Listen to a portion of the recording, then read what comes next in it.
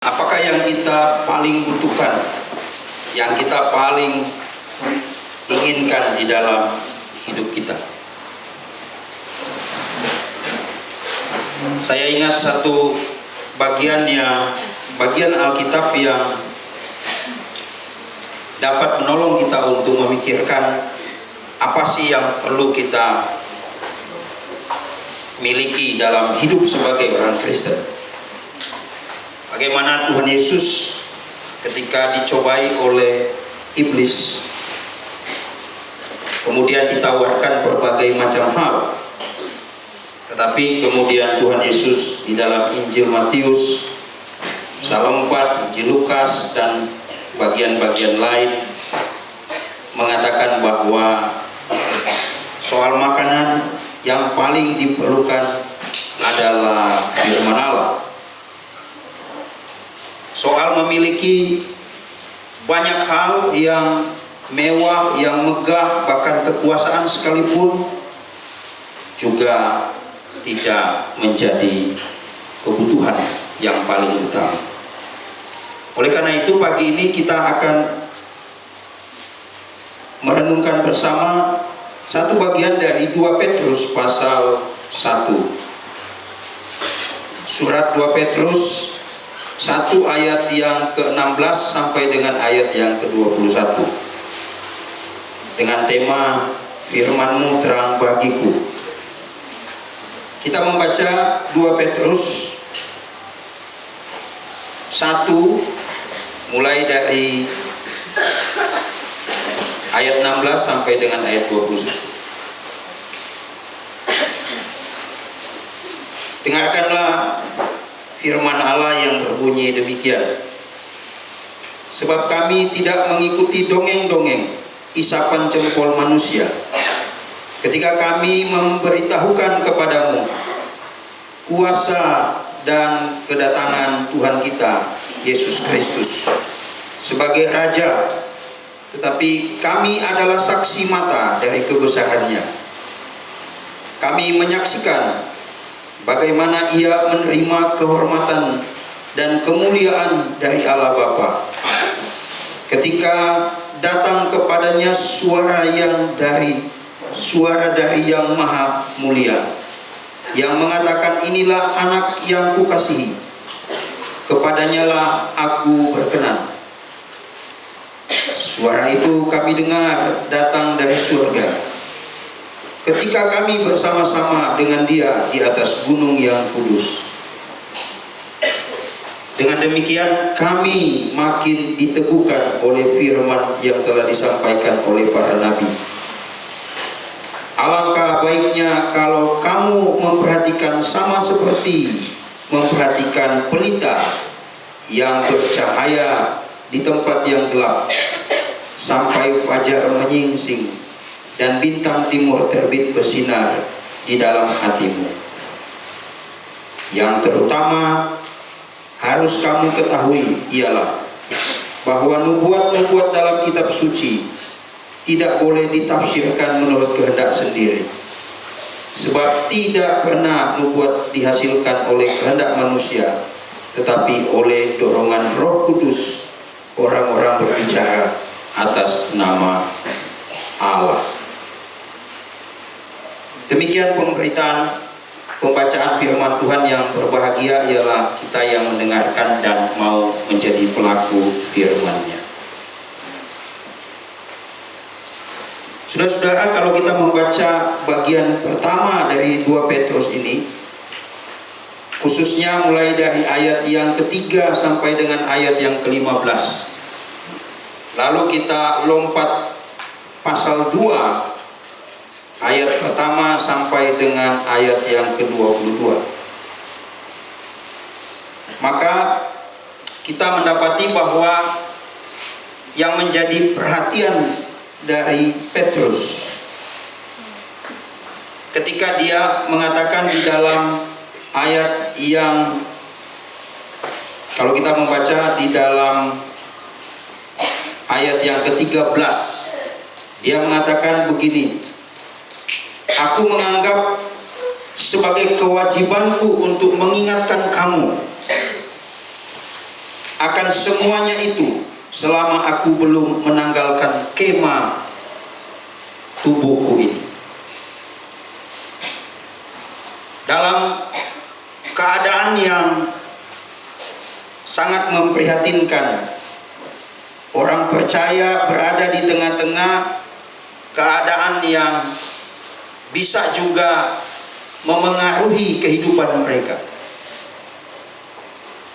Sudah tahu apa yang terjadi pada zaman itu, pada konteks di mana Petrus menulis ini, kurang lebih sama dengan apa yang terjadi akhir-akhir ini dalam konteks kita.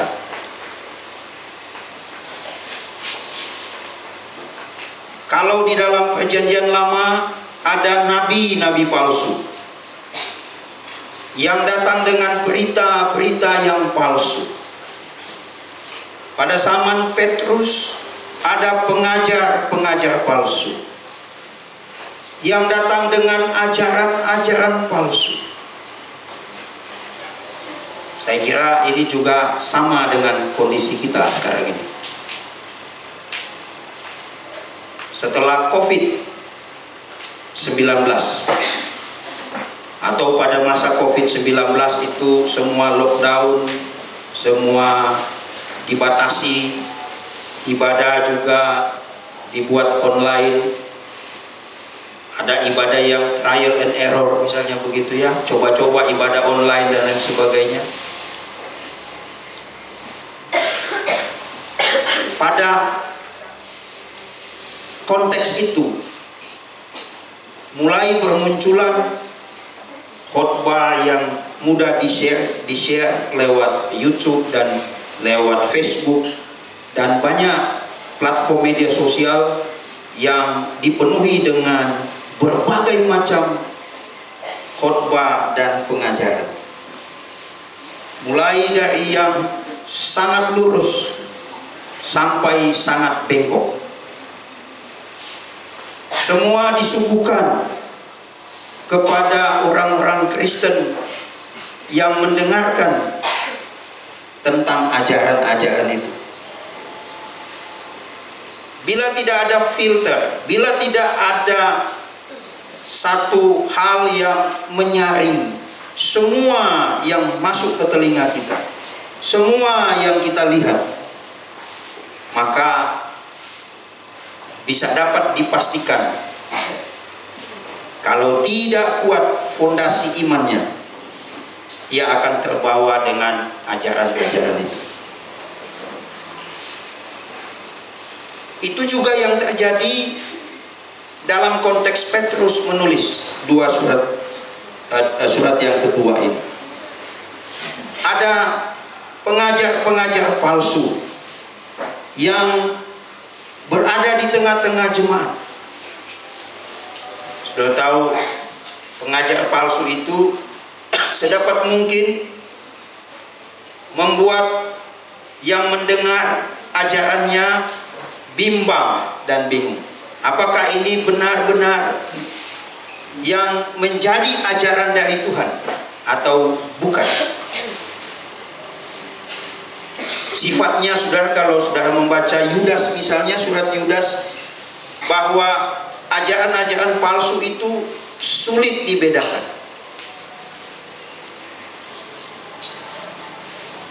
Antara KW1 dan benar-benar ori. Sudah tahu ya, kalau mau beli barang akhir-akhir ini mesti cermat.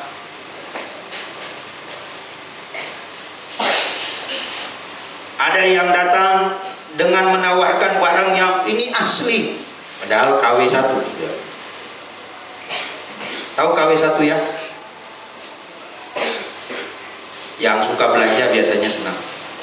Tahu itu, yang belanja online ya.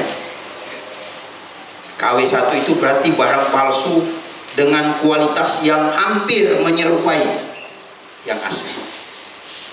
Jadi ada tingkatan-tingkatannya. Saudara mau beli jam, hati-hati. Saudara mau beli baju dengan merek tertentu, hati-hati. Karena apa? Walaupun ada tawaran yang mengatakan ini asli, mesti mempertimbangkannya dengan baik. Beberapa waktu yang lampau, tahun lalu saya berada di Batam, saudara. Sudah tahu Batam ya, kota di mana bebas pajak, semua barang boleh masuk. Nah, saya tergiur untuk mencari barang second hand, tapi yang ori. Saya pergi ke satu pasar, lalu saya mulai tanya. Ketika saya sampai ke satu sepatu, lalu saya lihat mereknya, wow. Terus saya tanya kepada yang penjual, berapa nih Pak? Memang sesuai dengan kocek ya, diharapkan ini murah karena ini kita anggap ini barang second. Tapi dia bilang, Pak, itu harganya 15 juta. Oh, serius Pak? Iya, ada sertifikatnya, kotaknya masih utuh, sertifikatnya asli. Jadi kalau Bapak mau pakai itu, wah mantap. Saya bilang, mantap dari mana? Mau beli 15 juta barang bekas, tapi asli sudah. Nah, itu baru asli. Tapi kalau barang yang kemudian kita beli, katakanlah itu dengan merek tertentu yang sangat mahal, meskipun dibongkar ya di Tiongkok sana berapa produksinya dan sebagainya, akhirnya ketahuan. Tapi dalam kondisi di mana kita tidak bisa membedakan mana yang asli dan mana yang palsu, itu sangat berbahaya. Kita bisa rugi, bukan untung malah buntung. Saudara, apa yang dialami oleh orang Kristen di mana Petrus menulis ini? Sudah tahu bahwa Petrus juga menekankan kepada orang-orang yang mendengar atau yang membaca suratnya bahwa aku tahu bahwa kamu teguh, aku tahu bahwa kamu tetap berpegang pada Injil kebenaran itu. Aku tahu kamu menjaga hidupmu supaya tidak tersandung. Tetapi inilah kewajibanku untuk mengingatkan kamu selama aku belum dipanggil Tuhan. Inilah hamba Tuhan yang terus mengingatkan yang di dalam hidupnya dan yang dia pegang terus adalah firman, yang terus mengingatkan kebenaran. Karena itu juga di sekolah ini, di kampus, selalu diingatkan akan kebenaran itu. Bukan hanya belajar mengenai pengetahuan, tetapi selalu ada persekutuan, ada doa. Karena itu yang paling penting, yang akan membawa kita hidup di tengah-tengah dunia yang gelap ini. Kita berjalan di dalam cahaya terang kebenaran firman. Jadi mahasiswa baru, siswa baru yang datang, Anda tidak salah masuk ke tempat ini. Siswa baru yang datang, kamu tidak salah masuk di sekolah Kristen Makedonia.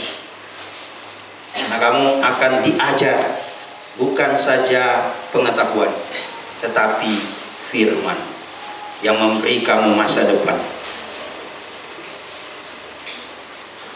Sekali kamu masuk di sini, jangan pernah pikir, wah saya mau keluar. Kalau mau keluar ya pasti tidak cocok ya. Tetapi kamu yang sudah masuk di sini, ingat baik-baik, firman yang akan menerangi, kitab suci yang ada di tangan kita, yang setiap hari kita baca, yang setiap hari kita renungkan, itulah yang mengingatkan kita. Jangan itu, jangan itu, jangan itu, jangan. Ya meskipun sampo kadang-kadang hilang, ya meskipun odol kadang-kadang dibeli tinggal setengah, ya bersukacitalah. Lain kali bilang, bro, siapa punya ini? Minta dong, aku kehabisan odol loh. Boleh ya? Ini siapa punya sampo yang ketinggalan ini? di kamar mandi, kipas-kipasinnya begini. Boleh dong aku minta satu ya, daripada aku pakai pasir.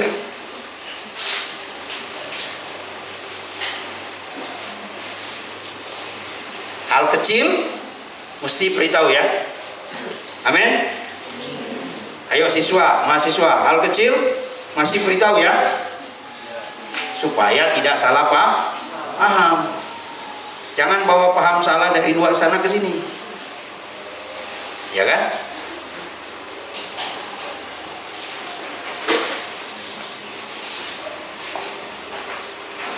Saudara sekalian, kalau kita membaca di dalam bagian ini, yang paling penting adalah bagaimana kita kemudian dibawa untuk mengenal Tuhan, mengenal Yesus Kristus semakin lebih baik lagi,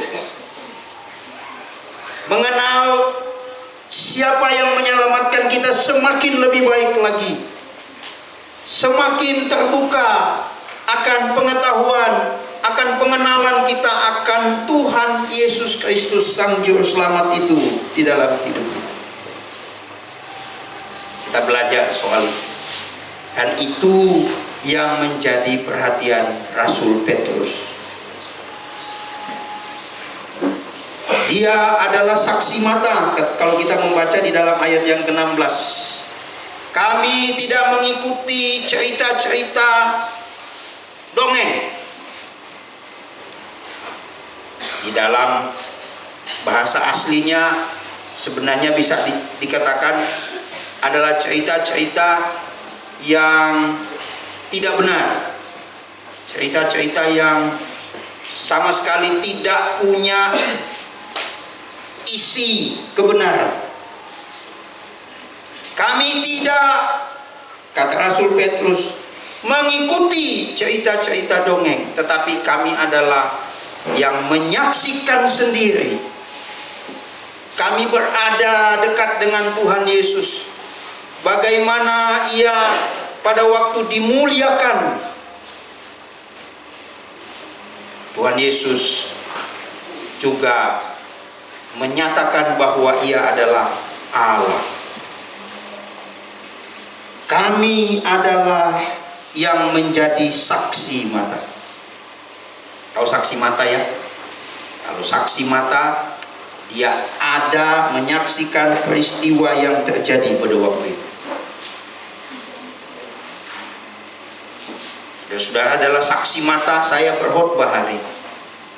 Itulah namanya saksi mata. Kami menyaksikan sendiri bagaimana Tuhan Yesus yang sudah dinubuatkan oleh nabi-nabi sekarang datang ke dalam dunia dan memanggil kami murid-muridnya yang menjadi rasul-rasul. Kami adalah saksi mata yang mendengarkan perkataannya dan meneruskan perkataannya itu kepadamu.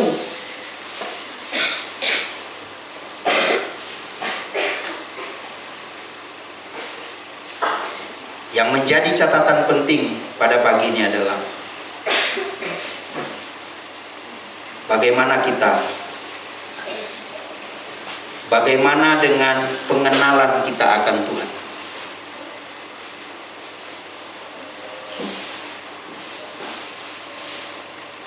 Kedatangan Tuhan ketika inkarnasi, ketika dia menjadi manusia, dia mengambil rupa manusia, berada di tengah-tengah manusia, dia menebus hidup kita dari dosa. Dan kedatangan Tuhan kembali, kita sedang menanti kedatangan kembali.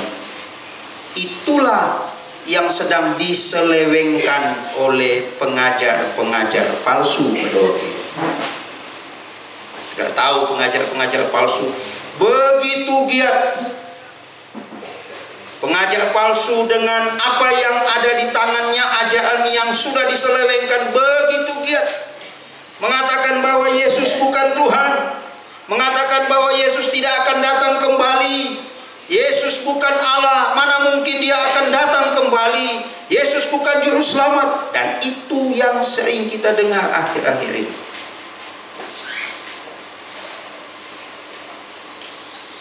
Yuk kita sebagai orang percaya, orang Kristen, memeriksa kedalaman iman dan percaya kita. Pengajaran harus diberikan. Pengajaran di rumah, pengajaran di sekolah, pengajaran di kampus, pengajaran di gereja. Harus terus ditekankan supaya tidak sesat.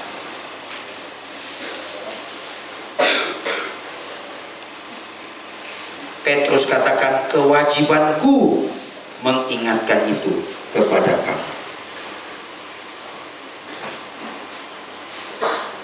Petrus adalah saksi dari kebenaran.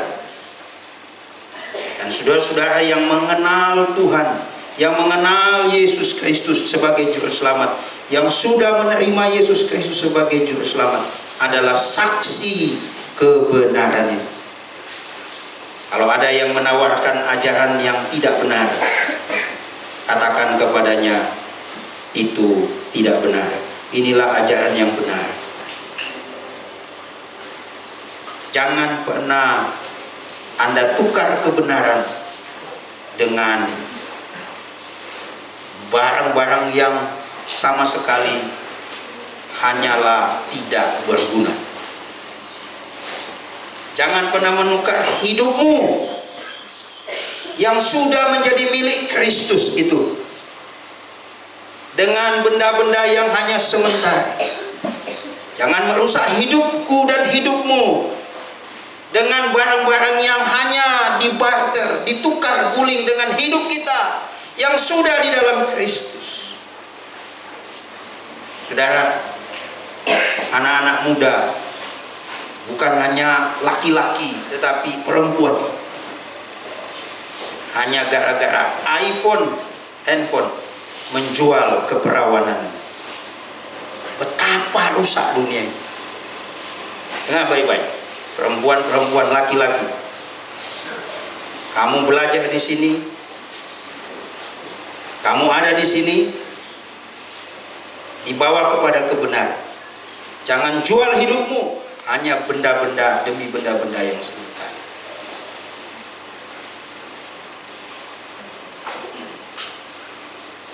Hidupmu berharga di mata Tuhan. Hidupmu berharga di mata Tuhan. Jangan pernah jual.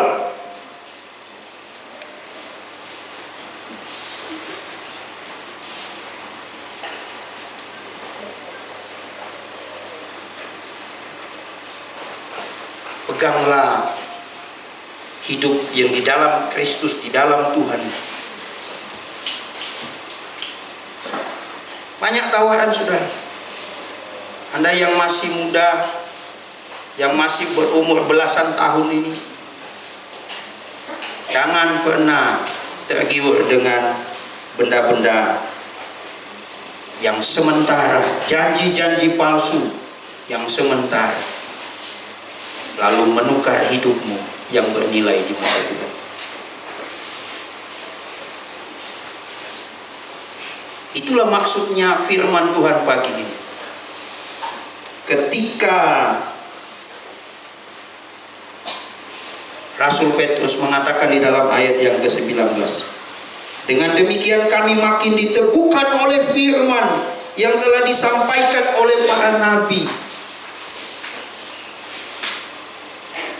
Petrus saksi mata, saksi kebenaran, semakin diteguhkan dengan berita yang sudah berabad-abad disampaikan tentang kedatangan Kristus kembali, tentang kedatangan Yesus yang adalah Allah dan Juru Selamat. Dan ketika ia berada di tengah-tengah mereka, Petrus semakin diteguhkan.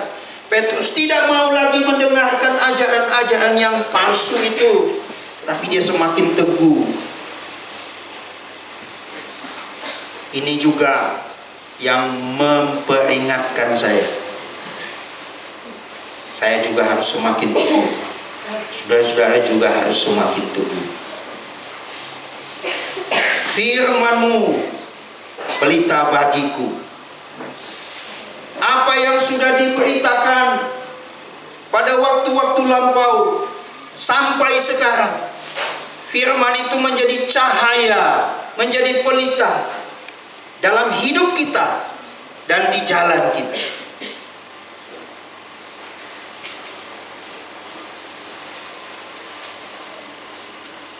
Artinya apa, saudara? Yuk kita periksa, kita punya pembacaan kitab suci kita. Adakah kita baca kitab suci dengan baik? Coba perhatikan ayat 19. Alangkah baiknya kalau kamu memperhatikannya. Kamu memperhatikan, membaca kitab suci. Membaca, memperhatikannya. Memperhatikannya sama seperti memperhatikan pelita yang bercahaya.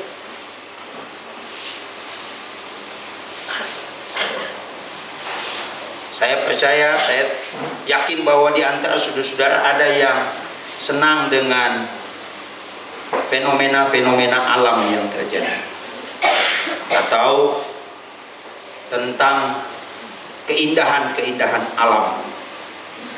Katakanlah mereka yang senang dengan mendaki gunung, mereka yang senang berada di laut, mereka yang senang duduk-duduk di pinggir pantai, atau mereka yang senang hanya mencari bagaimana kemudian ketika matahari itu terbit, atau mereka duduk menunggu matahari itu terbenam. Ketika berada di sana, waktu sunrise, matahari terbit, orang dengan luapan hati yang gembira. Wow, luar biasa. Ketika melihat matahari terbenam, sunset, bukan sunset ya, sunset. Wow, luar biasa.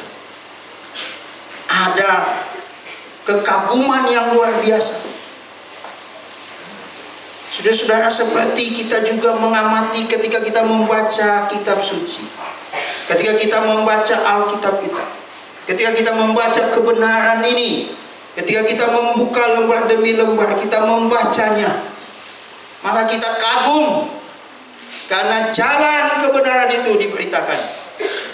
Karena kita membaca apa yang tidak boleh kita lakukan di dalam dunia ini. Saudara-saudara, perhatikan baik-baik.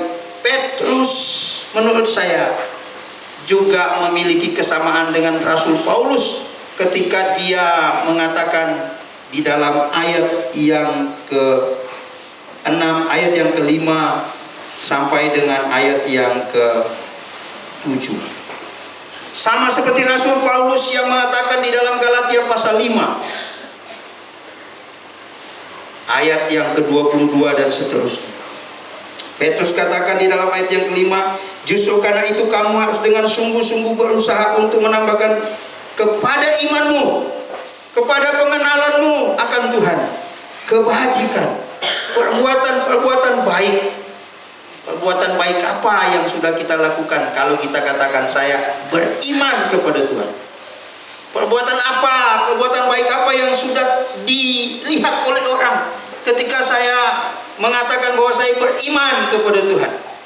Perbuatan baik apa yang bisa disaksikan oleh orang ketika saya mengatakan saya mengenal Yesus Kristus? Perbuatan baik apa yang sudah dilihat oleh orang? Karena itu di sekolah ini diajar bukan saja mengenal Tuhan, tetapi berbuat baik. Sekolah ini tidak mengajarkan hal-hal yang tidak baik, hal yang baik. Tambahkan kepada kebajikanmu pengetahuan, tambahkan kepada pengetahuanmu penguasaan diri, mengendalikan diri. Kalau kita bilang kita mengenal Tuhan, kendalikan diri kita. Tidak mudah, saudara. Tidak mudah. Apalagi yang darah muda ini. Apalagi yang masih puber ini. Tidak mudah. Ya, di asrama bisa saja terjadi gesekan dan bisa cakar-cakaran, rambut bisa awut-awutan. Ada yang pernah begitu? Nggak ada ya, perempuan ya? Anak-anak perempuan nggak ada ya, baik-baik sini ya, di luar sana ya. Di luar sana. Di sini nggak ada ya? Puji Tuhan. Laki-laki putra di asrama nggak ada ya? Oke, baik. Puji Tuhan. Hanya Tuhan yang tahu.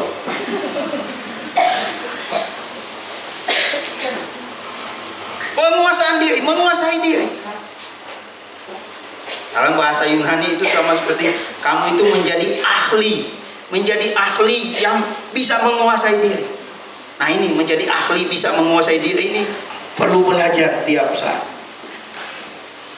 Pada penguasaan diri ketekunan, tekun dalam banyak hal. Tekun itu 11-12 dengan taat.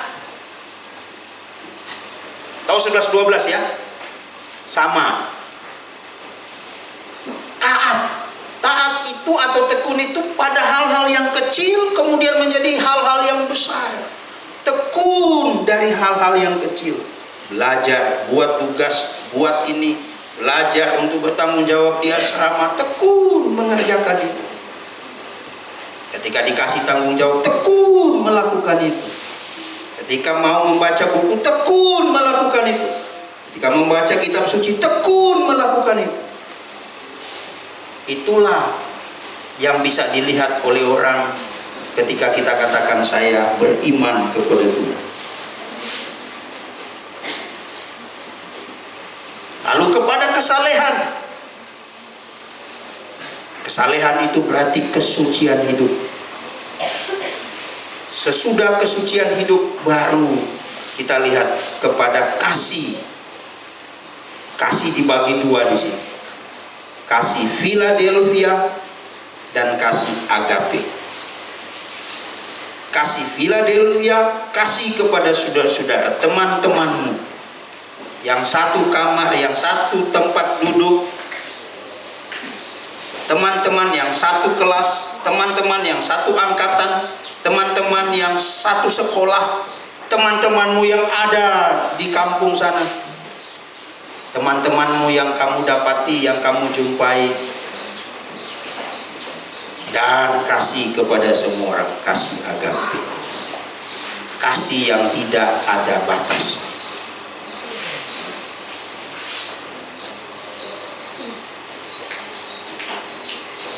Saudara, ini sangat penting. Inilah kewajiban kami. Inilah kewajiban hamba-hamba Tuhan. Inilah kewajiban dari para hamba Tuhan, mengingatkan senantiasa supaya yang sudah mengenal Tuhan semakin bertambah teguh.